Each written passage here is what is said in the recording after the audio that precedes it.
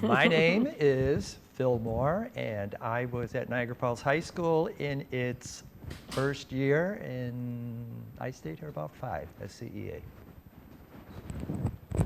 Robert Bradley, I was here 2015 to 2018. And the interesting thing is I was on the school board when this was built. So. James Spanbauer, moved over here in March of 2001 as a house principal, stayed until 2008, and then from 2008 to 2013 was CEA. I'm Joe Colburn. I was here for 5 years. I was the CEA for 2. And prior to that, I worked on the one of the planning committees before the school was even built. Hi, I'm Cheryl Gallardo. I was an assistant principal here from 2018 to 2022, and I've been the CEA since 2022 until the current time. So I'm Mark Laurie. I was here when the school opened with Phil and in the planning year prior to it, and then was a house principal, and then came back as the CEA, I think from 2004 to 2008. I think that was my tenure here.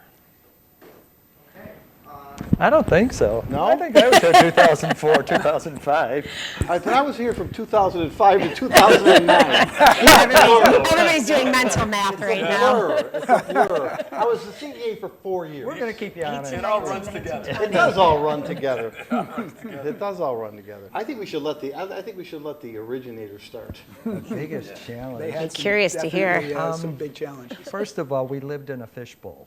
So no matter what we did, not only was the community watching, they were involved.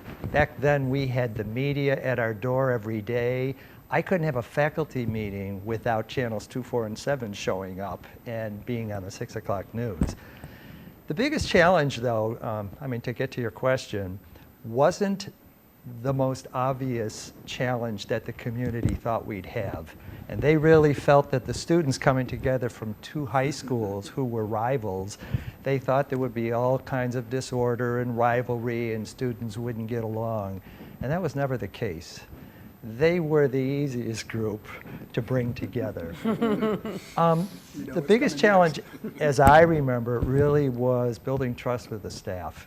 And we were asking them to do a lot of things differently in the classroom. And change takes time. Some people embrace it. Most people will kind of ride the wave, and a few will fight you along the way. But I'm happy to say we managed those waters, and the staff came around. I think we did exactly what we were supposed to do, and we saw a lot of changes happen. Who was next? I was next, and I really was most fortunate, and I mean this with all respect and appreciation. Phil really took a lot of the roadblocks out of the way for me. Coming in first, I think, is the most difficult time. And he really took a lot of roadblocks out of the way. In addition to that, I was able to learn and watch a lot of things, some that didn't work and some that did work. And I think that really starting to, by the time Phil had set that tone and was able to remove those roadblocks, I think really getting to the instructional program was a challenge, because there are so many other things that come up in this city. This is really a city within a city. And it was always, I always found it difficult to really get to the core of why we all got into this, and that was to make instructional change and to lead instruction. And because the city was always alive, it was really hard to put some of those things to the side and have those instructional conversations like I know we all wanted to, because I know where we all came from. So I'm lucky, because Phil did a lot of the heavy lifting, and I was there to just do to refine some things and move forward. But I just think getting to instructional practices was a challenge for me. I'll span. Yeah, no, I agree. Phil definitely had the toughest road. And he weathered the storm, because a lot of times we'd sit and talk and say, hey, should we really look at something different? And Phil was committed to staying the course, right, and stayed the course, and it was the right thing to do. And along with what they said about the challenges, one of the things I found in the early, the hardest was every time you did something, it was the first time you were doing it. Mm-hmm. So it took so much planning. little things, prom, dances, homecoming dance. When you oversell tickets and realize, well, we can't have 1,500 kids at a homecoming dance. And things like that along the way. We had 2,500 the first year. Yeah. No, I do remember. But who's counting? So I think the first time through, you did everything as a challenge in itself, and I agree. I was fortunate coming after Mark because Phil had steadied the ship and had it going, and Mark smoothed the waters and made life a lot easier because now there were routines in place, there was rituals in place, and you could start getting to education. And one of the things that lasted several years, and it changed, I think, when the school opened with the theming of the towers. If you remember, Phil, our good friend Myra Reynolds, who came in from high schools at Wolverines, it was Wow. we had those 4 ovals, and we switched from theming to teaming. So we concentrated efforts at the 9th graders, and that really was a big change with the 9th and 10th grade years with teaming and things. So that was one of the things I thought was a quick change early on, but really made a big impact on how we move forward. Yeah, and I think I'm going to continue that theme of standing on the shoulders of those in front of us. So by the time I came in after Jim, I had been here as a house principal for 3 years. I knew had a pretty good idea how things ran. And at that point, there were, as Jim was saying, there was rituals and routines. We had procedures in place. And to piggyback on Mark's comment, we really got to look at the instructional program, and at the same time, I guess, talking about the challenges, the state got at that time really started looking at accountability and came up with lots of what I'm going to say politicians thought were good ideas for holding teachers accountable. And we meaning administrators, spent many hours, not as many hours in classrooms as we wanted to, but many hours behind computer terminals inputting evaluations. And I found that to be really frustrating because I came from, I had been at Gaskill and was able to be in classrooms a lot and thought that we would continue that at the high school, and that became a real challenge.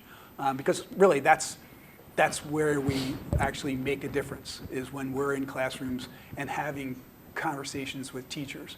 And those conversations switched from being about what was going on in the classroom to what was the number I'm getting on my evaluation.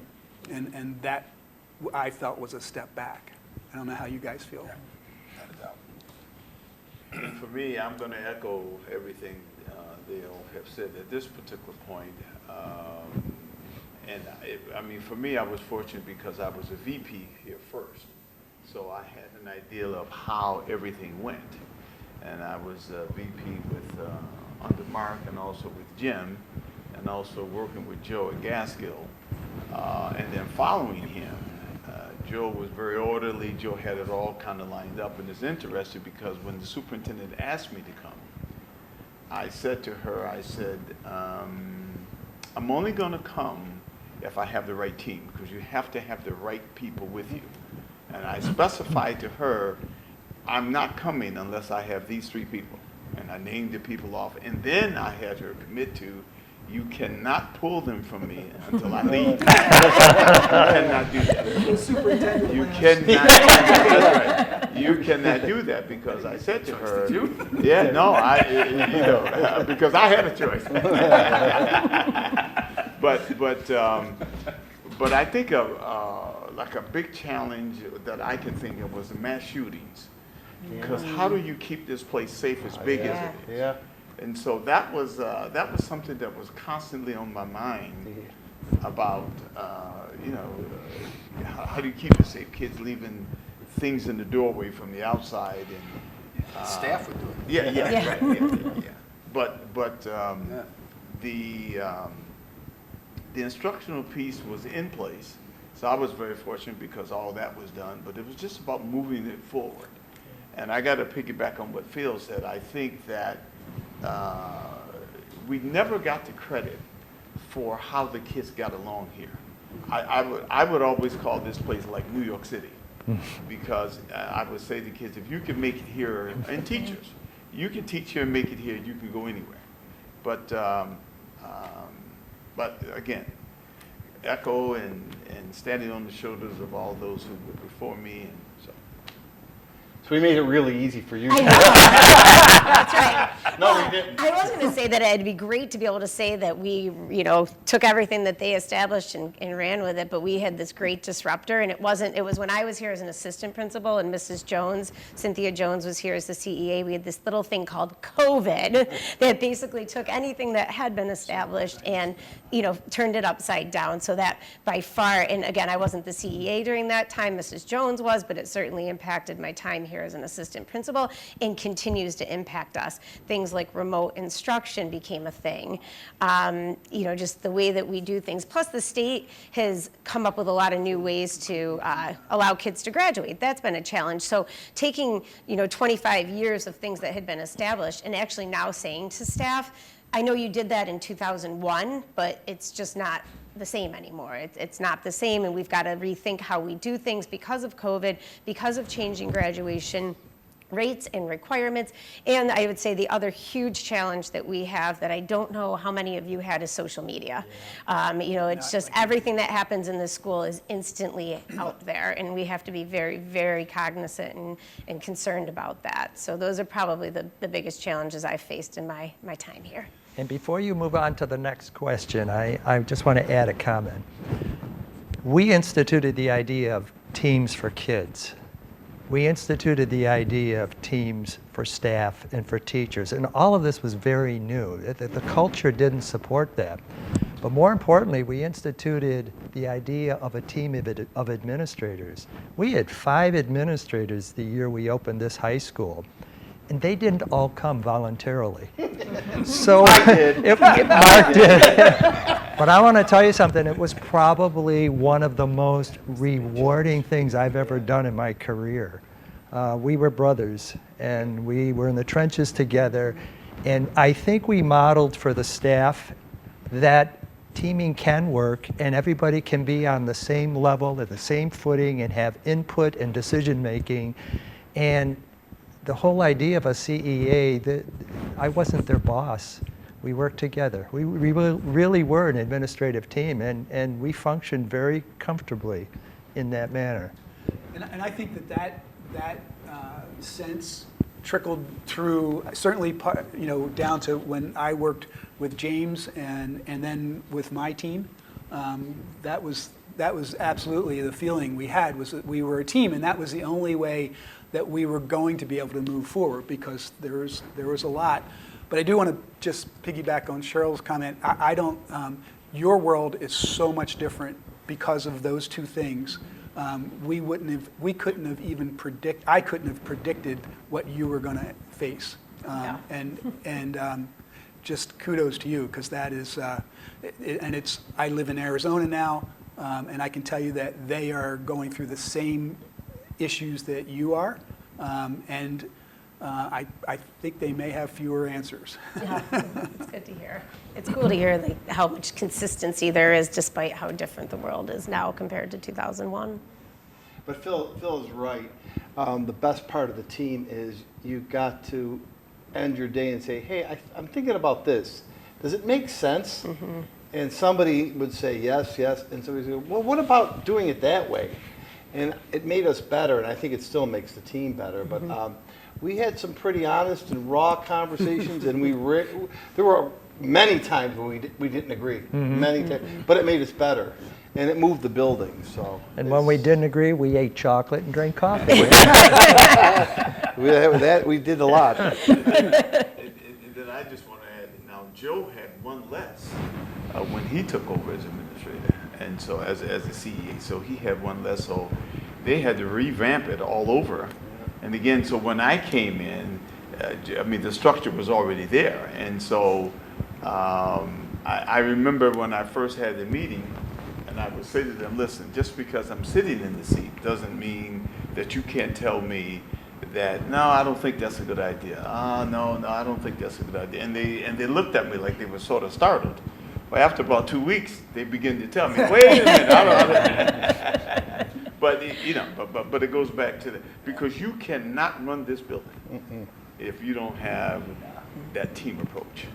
And, so. A lot of moving parts. Yes, sir. And I'll end with this. you know, the thing would be you would come in with an agenda of what you wanted to do or what you thought you were going to do. But I think as Joe alluded to, you know, there were things that just kept pulling you. You know, the key was to be in the classroom, but, you know, just so many things would just pop up here, there. So, but we made it work. Year it was, but I remember asking the administrative team, which would you prefer, that we meet AYP and progress, I remember or we this. win? There was 2 times we had the conversation. We had Yes. this conversation. Once in your office and once with 10 seconds on the clock. Yeah, I remember Would that. you rather that we got AYP or that we won the state basketball championship? And the opinions were very different. I readily said I want AYP, but the best part of it was we got both. I think my greatest accomplishment, or the thing I feel most proud about, is that all the folks who worked with me when I was the CEA are now principals, and from what I can tell, doing great jobs. And so that's a really, to me, I'm really proud of I that. have an Andy Reid coaching tree. Yeah. Yeah. And Joe, I was fortunate because those were the folks that I requested. And I remember the conversation. Oh yeah. And I had told each one of them, you will be a principal somewhere in one of the schools because of your talent, because of your expertise, because they were very, Not very, because of their mentor? no. They would be good because Mark would call, and Mark would say, Bob, so this, or he would have a question or a concern or whatever. I said, Mark, let me get back to you because I would have to go ask one of them. Because again, that's how we worked it. You know, I didn't have all the answers, but they had different areas that they were in charge of, and I trusted them. And then I would go to them and like get the answer. But a highlight for me was to be able to see kids that I had at Gasket, and then see as a 7th grader, and then you see them graduate into high school.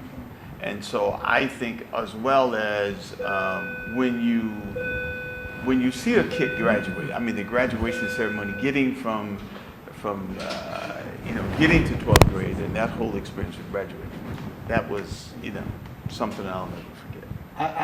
I guess along the same lines, it's seeing students that we had here and then seeing them now as adults. Mm-hmm. And in many cases, I'm seeing them, their children that go here.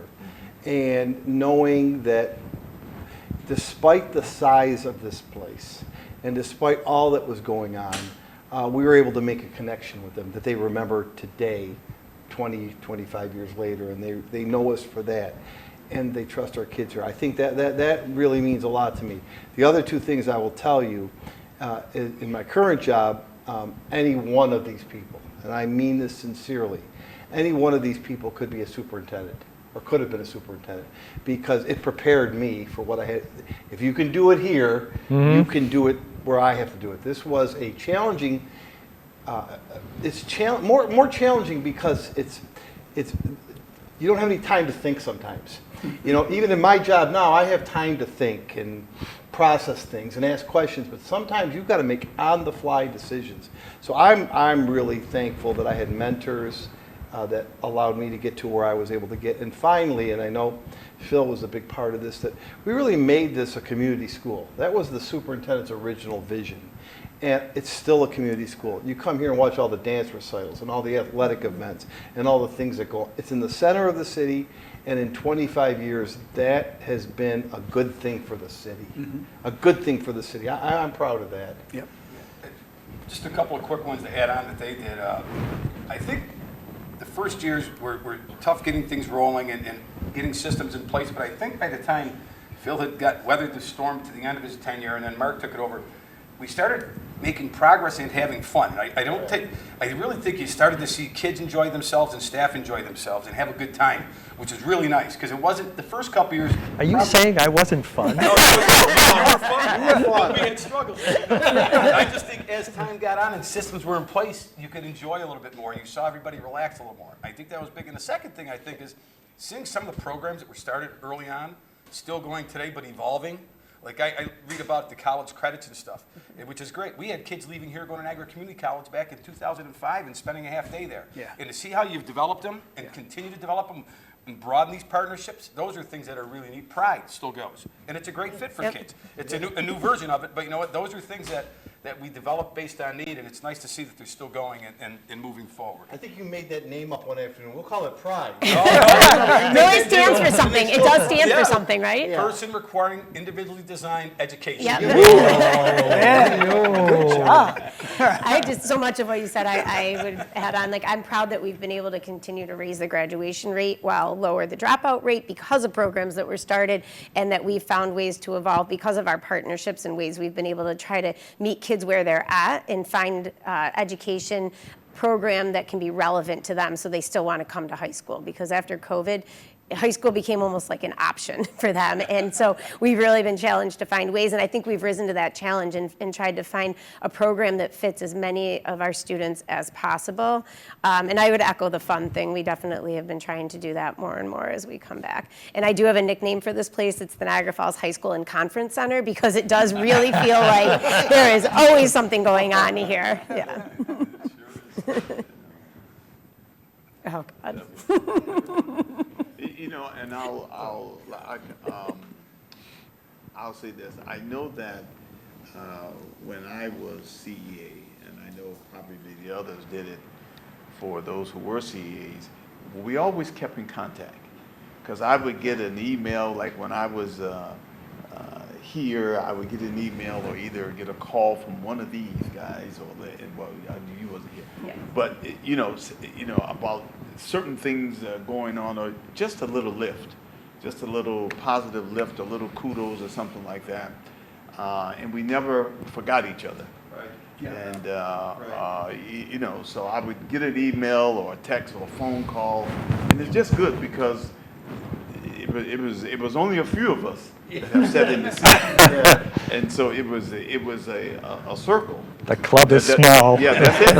Yeah. No. And I'm grateful because Mr. Bradley has been doing that for me this year and last year. Well, you need it. We need it. Yeah. We need it. We need to have that. And I think, Joe, you're kind of a little bit of an outlier, but our kids are involved. Our kids came through here. Our families came through here. There's those connections. You know, we miss Joe from his travels to Lake Placid and wherever he is. We really miss him around here. But it becomes a family too. You know, I remember, Phil, seeing your son in 9th grade, quiet, shy, meek, thinking, wow, now he thinks he runs the district. But I'll never forget that. It was, our families grew up here. Mm-hmm. Yours is going to do the same. Yep, ours are doing it now. Yep. And the beauty for me was when we would have so what dance was that? Where they all got dressed up? The prom? No, but it Winterfest? was the Winterfest. So the beauty was, and at that time we might have had 800 some odd kids coming, but kids would come dressed up from the nines, from tuxedo to gowns to sneakers to jeans. Nobody made fun. Yeah. Yes. Nobody Yeah. made Yeah. fun of these, Yeah. and that was the beauty, to be Yeah. able to see Good all point. of this difference. It's a really good Yeah. point. And kids getting along, all types of races, it didn't matter. They got along and they had fun. They had going to feel fun. Wow. So that was, I will never forget just going into the gym, looking around and just kind of observing a kid who came in with sneakers and jeans to somebody who had a gown, tuxedo and everything. Nobody laughed. The shoes would be kicked off by the bleachers. Yep. So our next question would be, if you could go back and do it all over again, what would you change? I guess for Ms. Blardo, what do you plan on changing in this next year? I'll let everybody else go first. Oh, gosh, that's a good question. I think back to some of the things that I certainly didn't get accomplished before I left here. We just turn it down. We had radios back then. Yeah, 85 to... 86. How old are you? I'm one. You're one? I'm 01. I was 86. I was 88. I don't know what I was. Mrs. Jones made us reorganize to a way that it made sense. Because I think I was like 67 when I came, and she said Know no. where the numbers came from? No. No. They were the serial numbers. Oh, in the that's last right. two digits of the Ah. serial numbers That's on the battery and the right. radio. Interesting. 25 That years, makes I sense. didn't know that. I know. Apparently, That's how Mrs. Jones didn't They either. had it on the inside the first year. I believe Rich Candino was the one who recommended using that as the Yeah. That makes sense. But back to the question. I think there are some things that we certainly envisioned, and I'm pleased to read and hear about some of the things that have continued here that we didn't quite get to the extent that we certainly had wanted to early on. And I look at all of the internships that are going out, and you know, the whole idea of theming, I think people thought it was going to be a very static kind of a model, and you were going to live in a house and you were going to do everything with visual performing arts and everything with, but that isn't how the world works. And we kind of evolved and meshed some of those themes together. So I look back, if I were to have to do it again, I certainly look more at some of the program things that just didn't quite get finished to my liking. But a lot of the other things, all the challenges, some of the tough days, I'd do it all over again. Yeah. You know, Phil, I'm right in the same line with you. I think when we opened the school, we were taking on too many things. And we just took on too many initiatives.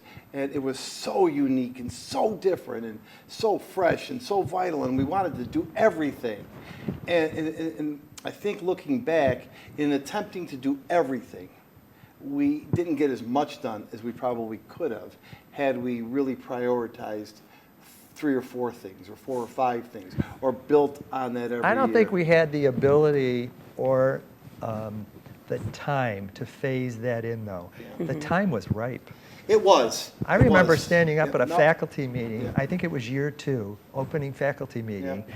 and we had been talking about teaming 9th and 10th graders, and there was a lot of Yeah. resistance out there.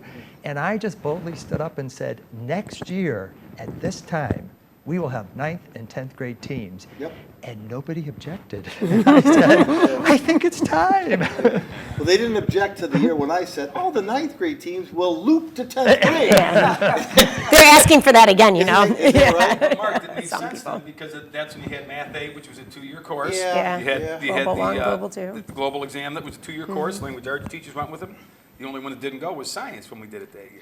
You're It did right, make though. sense. We had a new bottle, and we didn't want to put the old wine in it. Right. We had this new bottle, this beautiful building, and we were so conscious. I just think it you know, I don't really regret it. I just, you always wish you could have done more. And I agree with Mark. Not regretting it. The one thing I think, and we used to always have this discussion, and I think you guys are getting to it now, is that outside, making relevance to kids, especially in the upper years. Senior year, we used to try to talk, how do we make it relevant to someone who's met all their graduation requirements, give them real life experience, or they're still on their path.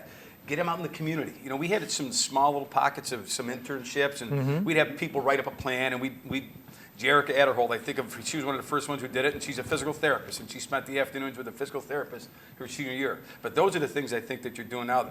Yeah. Wish we would have got to more of that earlier. Yeah, I agree, Jim. That looking back on it, that was something that Mark would talk to me about, and we would, you know, throw some ideas around and try to. I remember we had a teacher on special assignment who was working, and to get that going, I wish I had, to kind of Phil's point, I wish I had better allotted my time to support that, because I think that that's something that the school's doing now really well. That's really important for kids to get them prepared for the next step. In Cheryl, now, if, do they have an early release? They do. Yeah, now, because when I came from Lockport had that. That's why we brought it here. Yeah. They didn't have it here, and it was just so rigid Yeah. that kids were finished. Some kids had other responsibilities, and so if you can get a kid in here and get here, he or she out of here by, if they want to come in early or come in later, just the flexibility of Yes. giving young people that opportunity, that would have been something that that would have went great here. And I'm glad to hear that you're doing that Yep. because Lockport did it, and it was, because sometimes kids didn't want to be here all day. And it's They a were good able to motivator for Right, them yes, to get their yes. credits. Yep. Absolutely. If we had informal early release, we could sit down and do away who weren't supposed to be. You got a life next year and walk out the door. You had Wendy's delivered by your office. They didn't get a tip, though. Those kids didn't get tips. And the other thing would have been the school was so big, how can you bring Yeah. the staff Yes. together? Because one of the things that would bother me would be, you would hear staff members say, geez, I don't see so-and-so because I'm on this side of the building. And so things to be able to get them more together, but the building was so big that they only saw who was in their floor or either two floors, a floor down, a floor up, so. Yeah, and that's really what I'd like to see continue happening is how we can make a large place, because the size of this place presents so many opportunities, but it presents so many challenges, both for students to know each other, staff to know each other, and students and staff to know each other better, to get a feel of community is something that I want to continue working on, as well as continuing to expand those things that make high school fun and relevant. We've got Starbucks open for juniors and seniors at this point, doing more of those things that give student ownership and student voice to our building to better help build community. I want every student to feel connected to this place and staff member. I think it was some of the most challenging years, but some of the most rewarding and enjoyable. I mean, working with a team of administrators, and they've already talked about this, you don't have that opportunity in other buildings. You might work with one other person. To be able to sit around with 5 people who are good at what they do and hash out ideas and generate and be in a think tank and then go try to implement it, it was fun. Some things went well, some didn't. But I think the challenges and the enjoyment with the students, and it's you never know what to expect on any given day. It just was challenging but rewarding all in the same. I think I learned a lot about myself. I came here a little insecure, kind of shy. I didn't like the public attention. And by the time I left, I realized I like to hug kids and adults, and I'm more outgoing and comfortable than I knew that I could be.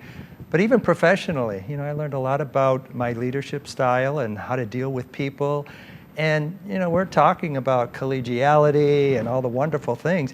There were some tough issues with the unions, sometimes with parents. But out of it, I think I grew professionally, emotionally. And Phil, I'll piggyback on that because I remember after my first year, I was walking down the hall and there was, 4 or 5 young ladies, and I said, now I want you to be honest with me. This is my first year, and I want to improve. So tell me, what is it that you liked? What is it that you didn't like? And so, and this changed me because the young lady said, Mr. Bradley, what is my name? I didn't know her name. I knew her face. And then she asked me about another girl, and she said, you know my friend's name because she gets in trouble all the time. She said, but what about the kids who come here and do the right thing every day? Mm-hmm. Nobody gives them attention. Nobody lifts them up. Nobody gives them kudos. Nobody says too much of them. It's always the kids that are in trouble. So that sort of changed my whole thing about making sure that I would try to reach out to those quiet kids that would never say anything. I would just tap them in the hallway. What is your name? And just get to know them because, I think everybody needs to be included here. Yeah, you're a role model for that, for all of us. You're always a role model for all of us in doing that. I think just knowing that it's a good place. We've turned out a lot of really, really great citizens, productive people, we're still doing it. I know that you see them and I'm proud to know the kids that we had or came through our building. They do well. They do well.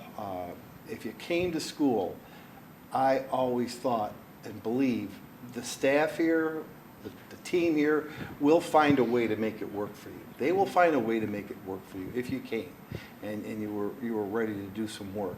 I think personally, I could never do the job that I'm doing now. That's why I think any one of these 5, and Cynthia as well, could be a superintendent anywhere. Remember how big we are. I mean, we're one of the biggest school districts in Western New York, one of the bigger ones in New York State. So being able to spend the time here really helped me in my next steps of my career a lot, because of the diversity of issues, the challenges, the struggles. It was really a place for personal growth, and you don't realize it while you're growing, while you're here, but you do.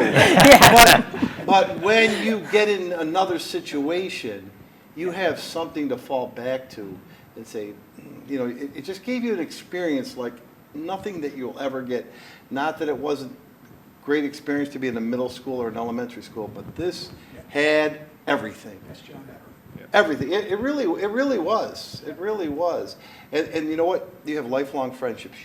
I may not see these individuals in the back row. I see Cheryl every day, but I might see these individuals every day, but they're your friends, right?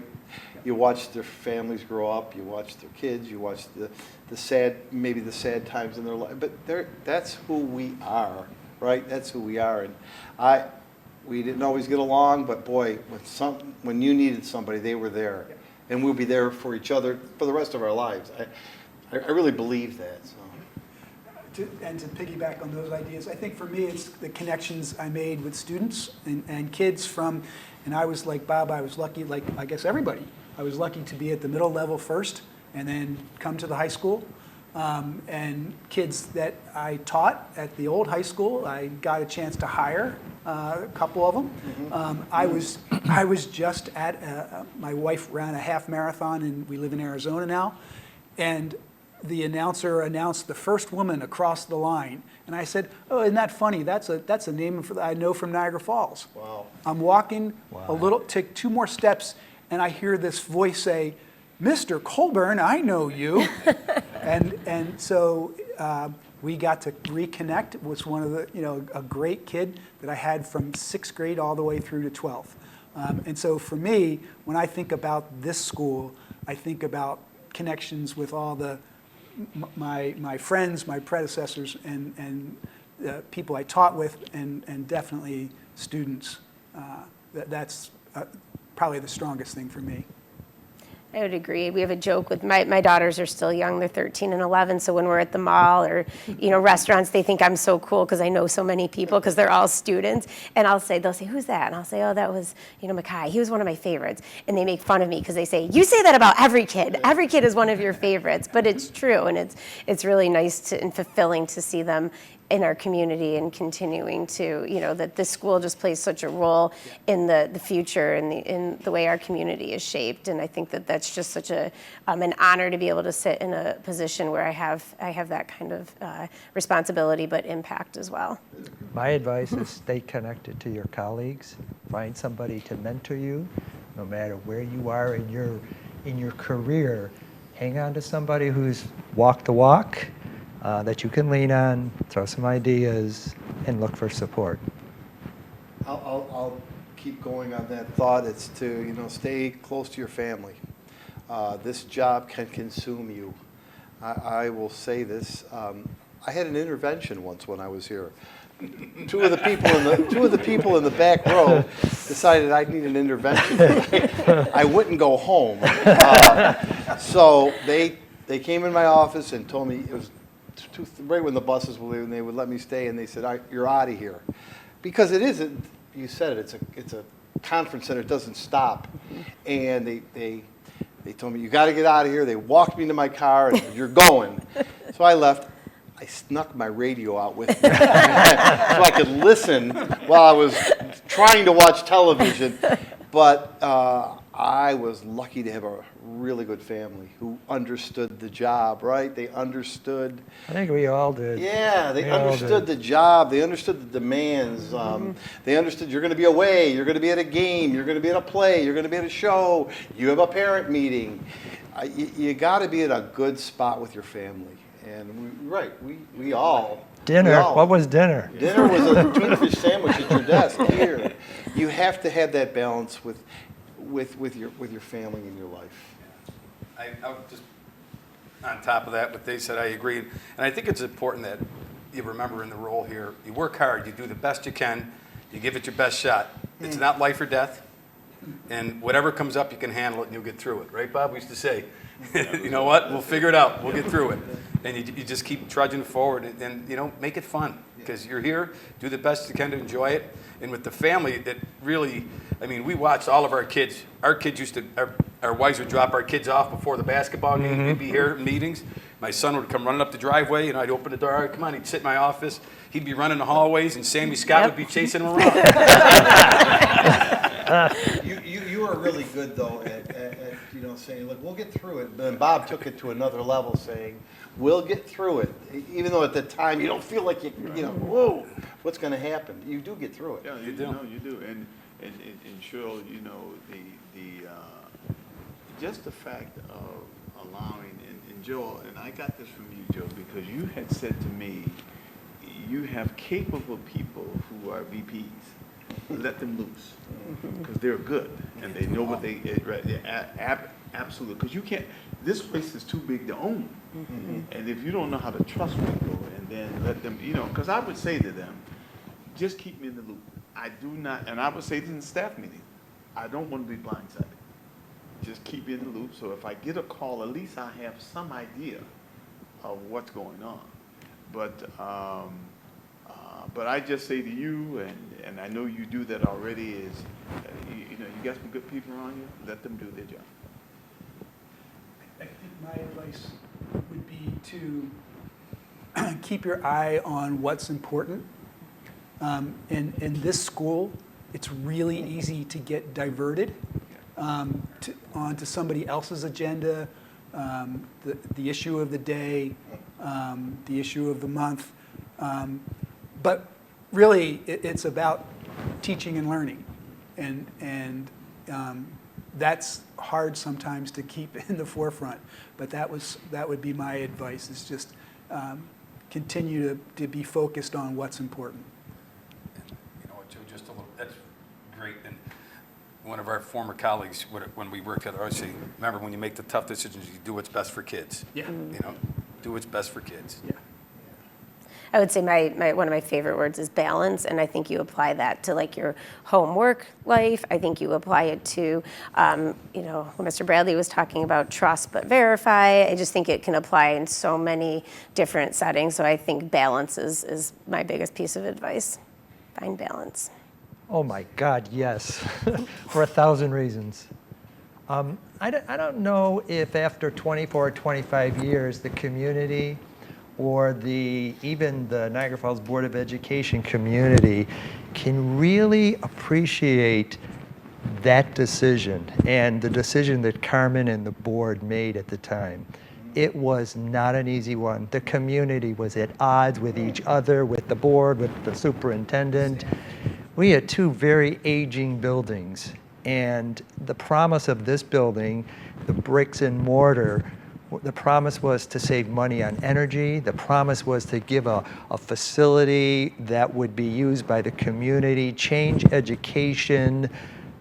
But the decision itself was a tough one. And I can't imagine, looking back, where we would be or what it would look like here if we had gone one of those other routes. Renovating the old Niagara Falls High School, renovating the old LaSalle High School, we would be a very different community. So I think the question is simple and has a simple answer. And I think looking back, I can't imagine that there's somebody who would disagree with it at this time. Mark, you used to do the traveling spiel. Your spiel Right. on equity and why. Yeah, it was right, that's right. and- You remember, yeah. And it was, and Yeah. it still stands to the truth today. Yeah. And you know, and I remember Carmen was big about wanting to make sure that kids from Niagara Falls had something to be proud of, right? And Right. so when I would hear and see the other schools come here, and they would see the field of the school, they were just blown away. And I know other schools from other places districts were coming here to see this place after it was built. From And all over so- the state. Yeah, From yeah, all over yeah. the state. And- The former Niagara Falls High School on Pine Avenue, some of the athletes used to have to walk 20 blocks to go to practice after school at Hyde Park. There's no buses. They had to hoof it out and go down to practice. I mean, there was no equity, not even within the city, within the two schools, let alone when you started to look outside the district. There were so many leaks in the building. Oh, You remember yes. this? I personally was a 2-bucket teacher, which meant I had 2 trash cans in my classroom collecting water. And I was a low number. Yeah. So, Only school that had basketball games rained out. yep. They actually literally would have to cancel a game when the snow would melt. Tell the story, because that's true. That is true. So there's no way that we could have had 2 facilities like this. And then to see what the board and Mark have continued to do with the playing fields, that was towards the end of my time here. And I remember sitting at a softball game in the new fields and parents from other teams saying, how did they do this? How did Niagara Falls do this? And I couldn't have been more proud. So I completely agree. I completely agree. And you know what, Cheryl, you didn't get to experience one thing that we did. That was working for Carmen Yeah. Granto. And it was, I mean, it's impossible to have this conversation without talking about him, because he had to go through a lot, and his team that was doing it, because there was so much consternation in the community about doing this. And you know, when you look back, you don't have the Columbine in 1999. Bob mentioned the school shootings. We didn't see that when the school was being built. Social media, we were just giving out laptop Cell computers. phones. With cell phones? No. Just started. So it's easy to look at those things and say, well, how they should have known that.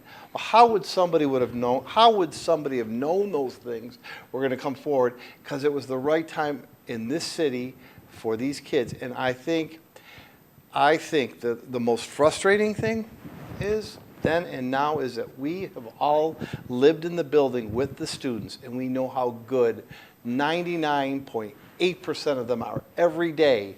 And I used to get frustrated because there would be an incident, and like you said, right on the front page. Yeah. It happens in every school, in every city in America and beyond.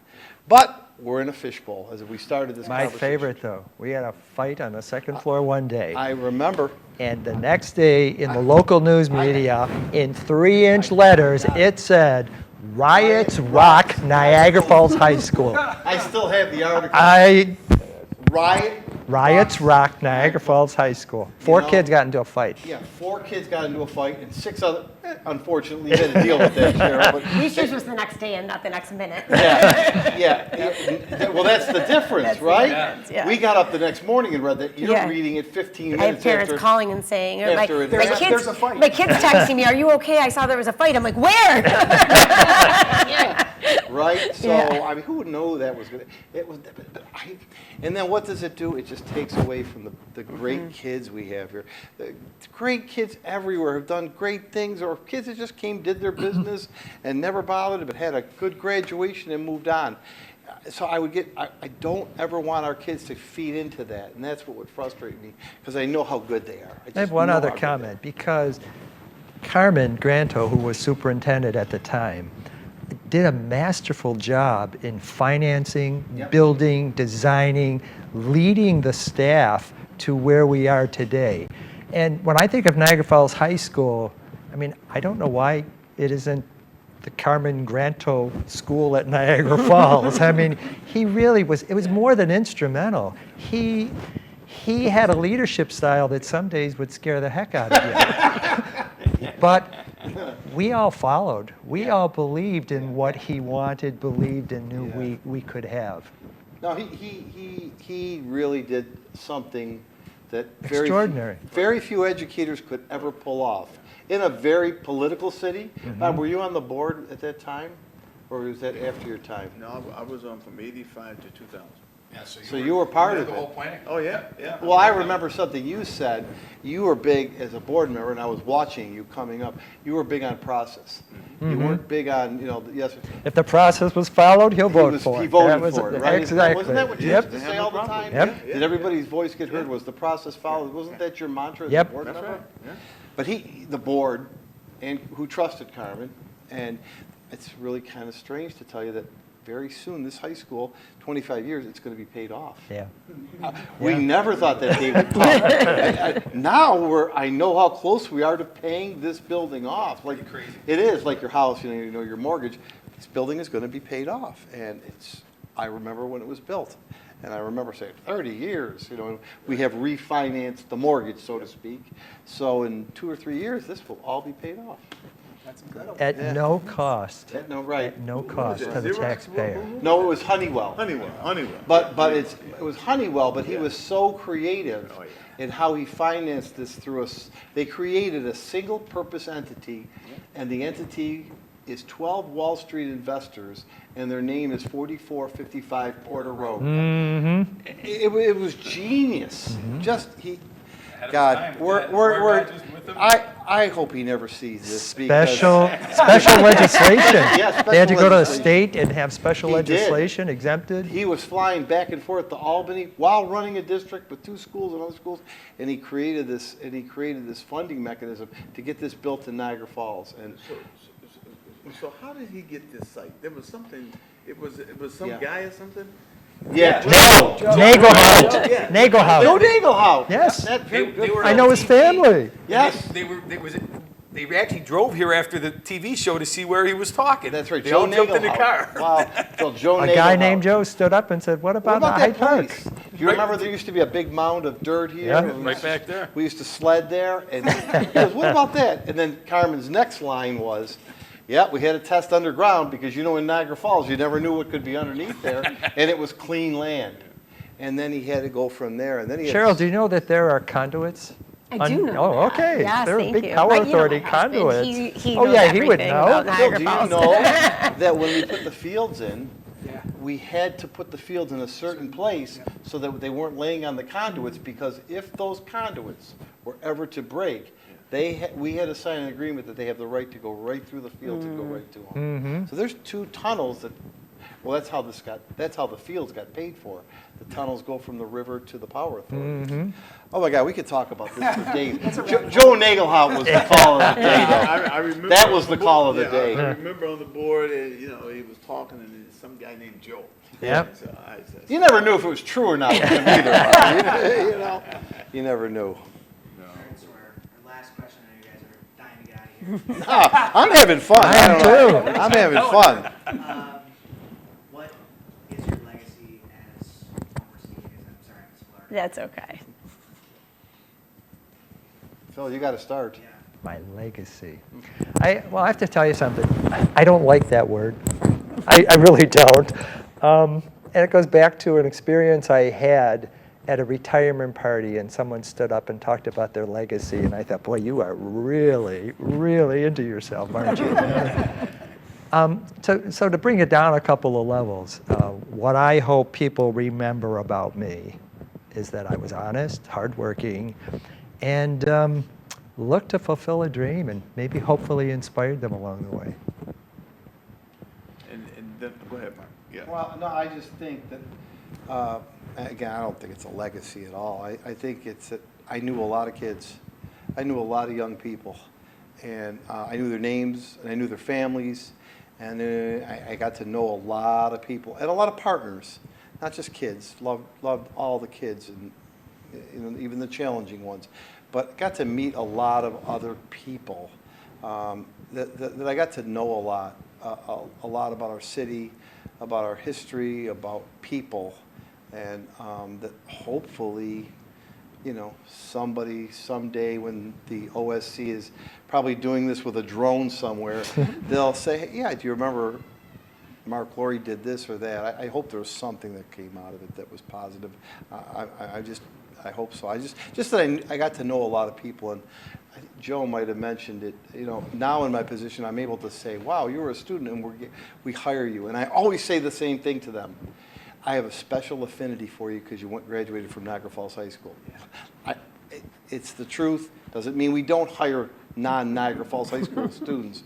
But man, if you came through Niagara Falls High School and you want to be a teacher or administrator, you do. And it's unique and it's good. And just that we were able to help the lives of maybe some new teachers come and keep this good thing going. I think what they both said, I'll just add to that. I think seeing kids that you had as students and now they're young adults in the community working, and I know Mark is going to say I don't go, but when I go to the gym in the morning, so I'll see former students come up and say hello. It's just so nice, that, hey, they remember you, they had a positive experience. And one recently, a good friend of mine who owns a business, they had a student who was a graduate in about 2010. And it's funny because somehow they got in a conversation and he says, oh, you went to Niagara Falls High. Did you remember Mr. Spanbauer? And the guy kind of stopped a second. He goes, yeah, why? He goes, oh, he's a good friend of mine. And he goes, well, he goes, I have to tell you, he goes, the people at Niagara Falls High were so good to me. He goes, they could have thrown me out 10 times. Yeah. And nobody ever did. He Yeah. goes, those people stuck up for me Yeah. and did what was right. So those are the things that are nice when you hear stories like that. Yeah, I think that's the thing about legacy. I don't know what my legacy is. I think it's in the lives of all those kids that we've had an impact, and we don't know who those are. I mentioned the story about the young woman in Arizona, and she was able to share with me some of the things that she remembered, and she's now a professional triathlete and a practicing lawyer. Whoa. And when you hear stories like that, and you're told that part of the, you were part of a district that made a difference in those kind of lives, that's the greatest legacy I think that I can think of. So I'll just say this. Three things that I will always tell kids. You're special, you're important, and you count. Mm-hmm. Those three things, I tried to instill that in them. You're special, you're important, and you count. And actually, I didn't come into education like everybody else. I came a whole different way. And I was on the school board. Never thought I would ever be into education, but I went to the school board, went to another district, and then outside of that, I thought I was very fortunate because I was at the board office, I was at an elementary school, I was at a middle school. So I had a lot of different facets of the district that I was fortunate because a lot of people didn't see it from all those different viewpoints. And so, this place made me. I didn't make it. Yeah. Yeah, I just wanted to say, Cynthia Jones can't be with us, but she contributed in a way that led into Cheryl's. Cynthia's retiring this year, and she's moved to Cool. Florida, and Really? she's moved. She's moved, and she's retiring at the end of the month, and she did a lot in the same way. But I remember watching Cynthia as a teaching assistant. Yeah. She started as a teaching assistant and was fabulous, and was a great social studies teacher. Just you knew she had it, and then finally it was her time to take over Abbott and really shine for 8 years as the principal of Abbott. And she left her mark here. It was a different time. It was the social media time, the COVID time, things that you described, Cheryl. And I know you do have a legacy already, and I will say, with respect to Cheryl, the best of her has not even been seen yet because she's got much more to do, and we're lucky to have her. So I will give you that endorsement and put the pressure on you. I hear all the retirees in the back laughing right now. Yeah, I'm putting the pressure on you. Yeah, too, but thank you. You've done fantastic, but your best is still to come. Thank you. I This appreciate place is in that. good hands. Yeah, That's obvious. your best is yet to come. You've got an unlimited future. Thank And you. I'll echo that because I remember your mother-in-law came to me and asked me, did I know anybody in Lockport before you got there? Yeah. I made a call to the human resource director, Yeah. and I said, listen, I don't know her, but I do know of her. And I said she had, and it was Lisa Appolito. Yep. Lisa stopped me and said, Bob, you don't have to. She already got the job. She's that good. Yeah. And so your credentials way before coming here, and then when I heard you were coming here, so. Thank I you. always say, we got like a first round pick for nothing. We got a first round draft pick, and we didn't have to give anything up when we got her. And much like Cynthia being homegrown, you really are, because your husband's from here. Yes. And he was. He worked here. He worked here. Absolutely. I think he wanted this job when he was here. I'm glad you got it. And his name is on the plaque. Yeah. Because He's he on the was on the committee? committee when, Yeah. as a student, Right. when That's right. this building was He being an planned. ISR monitor. Yes, He he was an was ISR when I was monitor. here. Yeah. I talked him out of education. Yes, because when we met, we were both teaching social studies. I was in my hometown, he was here in his hometown. I said, I don't think you really like kids that much. He said, I don't really. We have two, right? We do. He likes our own kids. Do you think your children are going to? Phil's son is an Yeah. educator. Daughters didn't. Bob's daughter. My one daughter Yeah. is a high school counselor, and my other daughter works in the Lancaster School District Okay. as a physical therapist. So 3 of my 4 children are in education. Interesting. Bob's daughter's on her way up. Coming back to the high school, I heard. Span's daughter is with us too. Yeah, I heard. Good for you. She's one of our nurse practitioners, which is great. Joe's wife, your wife was, she was a teacher, a science teacher, and worked in Principal. central office. And my stepson is in charge of the IT department for Buffalo City Schools. Cool. Really? Yeah. Good for him. I know I got 1 out of 3. My son's an English teacher at LaSalle. I always called him Principal Laurie. He was here as often as you were. He was. The other 2, not so much, but he was. And then, do you think your daughters will become? I think that in this moment where I'm here as much as I am and they're here as much as I am, that they would say no, but they're young still, so we'll see. They'll see. I have a comment if we're getting close to closing. I look around and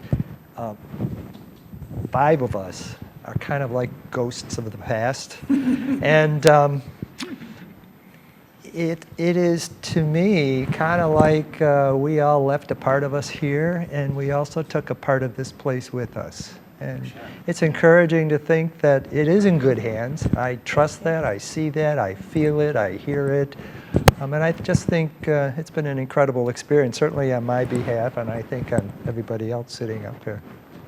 Yeah, well, I would say, Phil, you had the toughest job. There's no doubt. We built a lot on your shoulders, and you'll never know, because I would call you every morning.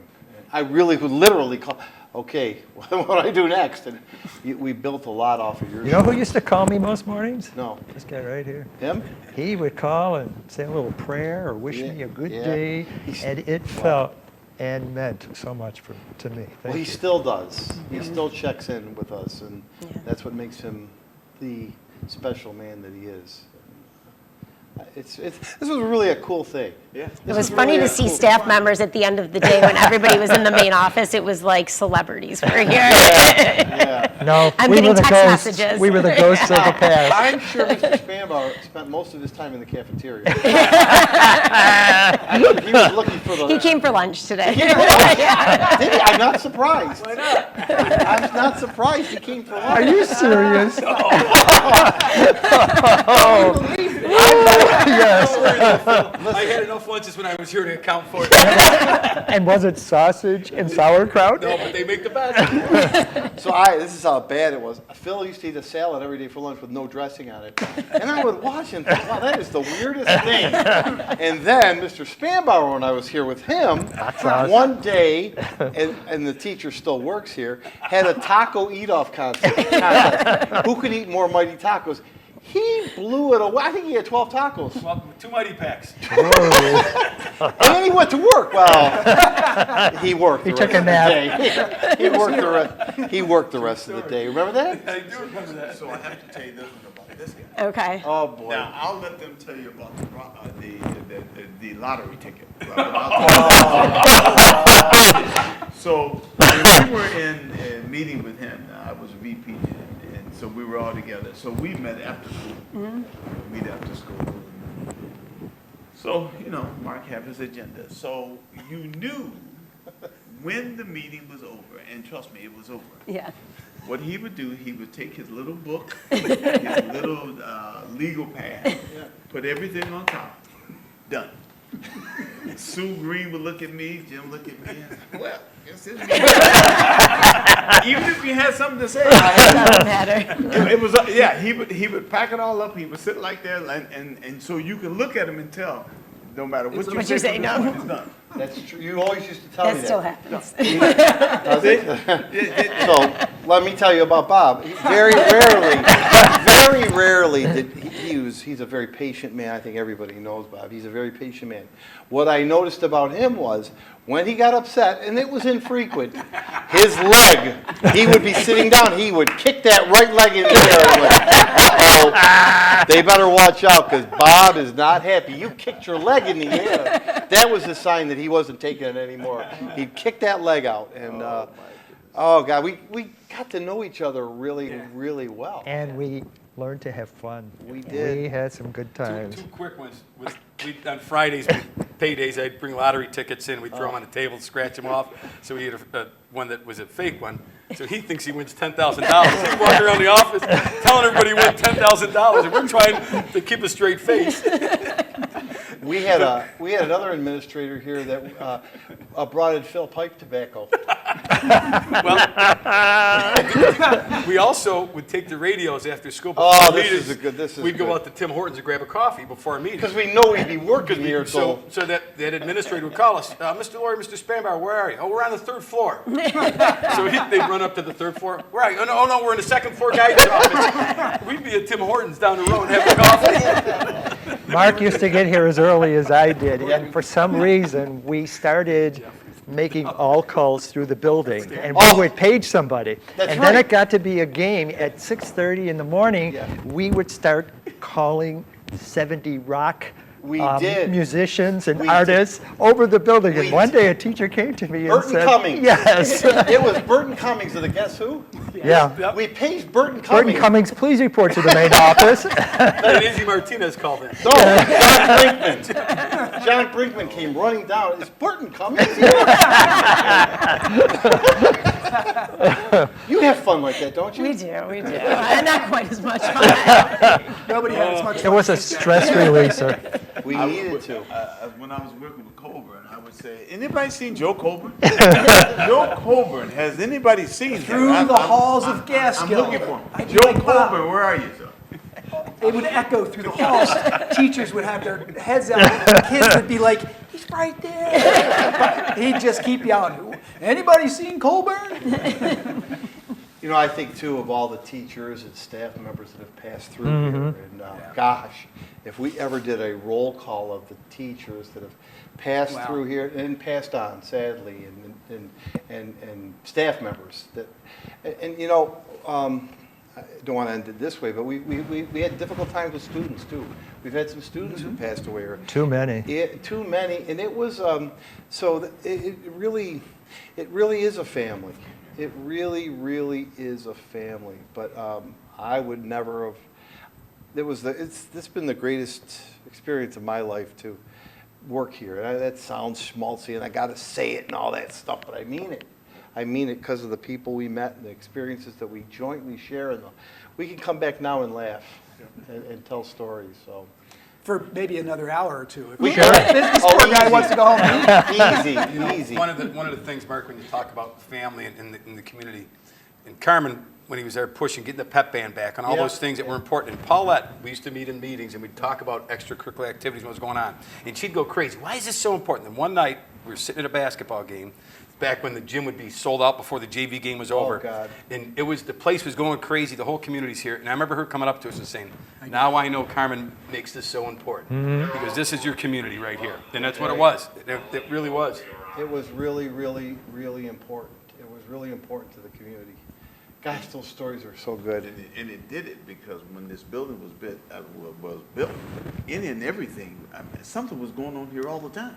Yeah. You know, the 21st century, and people would come in and all. We were open till 11 o'clock at Yeah. night for community events, weekends. Yeah, and you know what, Phil? I think you missed this one. We had the first post-prom party. I wasn't here for that. I That was under you started that back. started the post-prom party, and I'm going to use a current member of your team. 5 o'clock in the morning, Ed Ventry, who's currently an administrator here, and I were pushing tables around, but we wanted the kids to have a post-prom party and have fun and be safe. And I remember Ed, who's a principal here now, pushing tables, trying to get this building back in order because it was a disaster, and the kids had so much fun.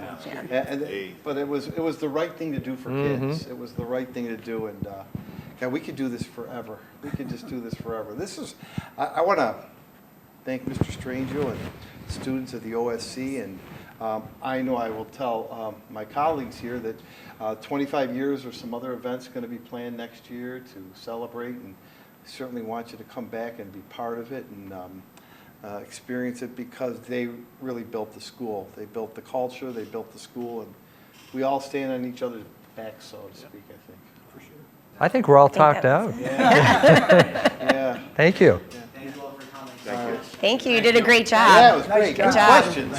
Yeah, good job. Yeah, really.